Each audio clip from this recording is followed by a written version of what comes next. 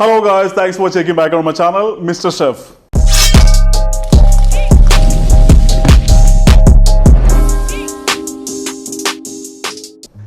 ഇന്ന് നമ്മളുടെ ചാനലിലൂടെ ഞാൻ നിങ്ങൾക്ക് പരിചയപ്പെടുത്തുന്നത് വളരെ ഈസി ആയിട്ടുള്ള ഒരു ചിക്കൻ കറിയാണ്. ലേസിമാൻസ് ചിക്കൻ കറി ഇല്ലാന്നുണ്ടെങ്കിൽ മടിയന്മാരുടെ ചിക്കൻ കറി. ഈ ഒരു പേര് കൊടുക്കാൻ കാരണം വേറൊന്നുമല്ല, പലപ്പോഴും ഞാൻ നമ്മുടെ വീട്ടിൽ എനിക്ക് സമയമില്ലാത്തപ്പോൾ പെട്ടെന്ന് ഉണ്ടാക്കേണ്ട ഒരു സിറ്റുവേഷനിൽ അല്ലെങ്കിൽ പെട്ടെന്നൊരു ഗസ്റ്റ് വരുന്ന സമയത്ത് ഞാൻ ഉണ്ടാക്കുന്ന ഒരു റെസിപ്പിയാണ്. അടിപൊളി ടേസ്റ്റ് തന്നെയാണ്.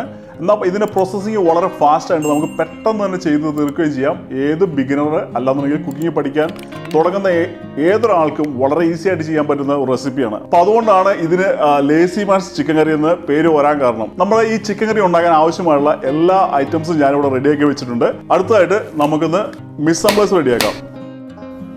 അപ്പോൾ ഞാൻ എപ്പോഴും പറയുന്ന മാതിരി always start with sharp knife. ആദ്യമായി തന്നെ മീഡിയം സൈസിലുള്ള 3 ഒനിയൻ നമുക്ക് റഫ്ലി ഒന്ന് കട്ട് ചെയ്തെടുക്കാം. കട്ട് ചെയ്തതിനു ശേഷം ഹാൻഡ് ബ്ലെൻഡറിന്റെ ജാറ് ഇല്ലാന്നുണ്ടെങ്കിൽ മിക്സിയുടെ ജാറിലേക്ക് നമുക്ക് ഇടാം. അതിനുശേഷം വലിപ്പമുള്ള ഒരു ടൊമാറ്റോ നമുക്ക് റഫ്ലി കട്ട് ചെയ്യാം. അടുത്തതായിട്ട് വലിയ പീസ് ജിഞ്ചർ നമുക്ക് റഫ്ലി ഒന്ന് കട്ട് ചെയ്തെടുക്കാം. ഒരു 4 ഗ്രീൻ ചില്ലി, ക്ലീൻ ചെയ്തെടുത്ത 10 ഗാർലിക്, നല്ല നീരുള്ള ഒരു നാരങ്ങ ഫുള്ള് നമുക്ക് ഇതിലേക്ക് പിഴിഞ്ഞൊഴിക്കാം. അതിനുശേഷം നമുക്ക് ഇതിലേക്ക് ഒരു 1 table spoon coconut oil add ചെയ്യാം. അതിനുശേഷം ഹാൻഡ് ബ്ലെൻഡർ കൊണ്ട് നമുക്കിത് നന്നായിട്ടൊന്ന് മിക്സ് ചെയ്തെടുക്കാം. നന്നായി ബ്ലെൻഡ് ചെയ്തതിന് ശേഷം ഇതെടുത്ത് സൈഡിലേക്ക് മാറ്റി വെക്കാം. അടുത്തായി ഒരു പാൻ സ്റ്റൗവിലേക്ക് വെച്ച് പാൻ ചൂടായതിനു ശേഷം ഒരു 1.5 ടേബിൾ സ്പൂൺ ഓയിൽ നമുക്ക് ഇതിലേക്ക് ഒഴിക്കാം. നമുക്ക് കോക്കനട്ട് ഓയിലാണ് ഞാനിന്ന് ഉപയോഗിക്കുന്നത്. ഓയിൽ ചൂടായതിനു ശേഷം ഇതിലേക്ക് നമുക്കൊരു 1 ടേബിൾ സ്പൂൺ പെരിഞ്ജീരകം ഇടാം. പെരിഞ്ജീരകം ഇട്ട് പൊട്ടിയതിനു ശേഷം ഇതിലേക്ക് 2 അതിൽ കറിവേപ്പില ഇടാം. അടുത്തായി സ്റ്റൗവിന്റെ ഫ്ലെയിം സിമ്മറിലേക്ക് ഇട്ടതിന് ശേഷം 1.5 table spoon Kashmiri chilli, 1.25 table spoon garam masala, 1/4 teaspoon മഞ്ഞൾപ്പൊടി, 1.5 ടേബിൾ സ്പൂൺ മല്ലിപ്പൊടി ഇട്ട് ഒരു 30 സെക്കൻഡ്സ് സിമ്മറിലിട്ട് നമ്മൾ മസാല നന്നായി കുക്ക് ചെയ്തതിന് ശേഷം അതിലേക്ക് നമുക്ക് നേരത്തെ ബ്ലെൻഡ് ചെയ്തത് നമുക്ക് ഇതിലേക്ക് ഇടാം. അടുത്തായി ഫ്ലെയിം ഹൈയിലിട്ടതിന് ശേഷം നമുക്കിത് നന്നായിട്ടൊന്ന് മിക്സ് ചെയ്യാം. നമ്മളുടെ മസാല ഞാനൊരു 15 മിനിറ്റ് നേരം ഹൈ ഫ്ലെയിമിൽ നന്നായിട്ട് കുക്ക് ചെയ്തെടുത്തിട്ടുണ്ട്. അടുത്തതായിട്ട് മീഡിയം സൈസിൽ കട്ട് ചെയ്ത് കഴുകിയെടുത്ത 1 കിലോ ചിക്കൻ നമുക്ക് ഇതിലേക്ക് ഇടാം.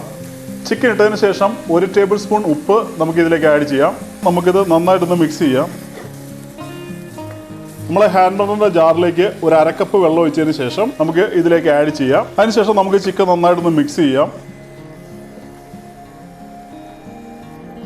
നന്നായി മിക്സ് ചെയ്തതിന് ശേഷം ഒരു 10 മിനിറ്റ് നേരം നമുക്ക് ഹൈ ഫ്ലെയിമിൽ ലിഡ് വെച്ച് കുക്ക് ചെയ്തെടുക്കാം.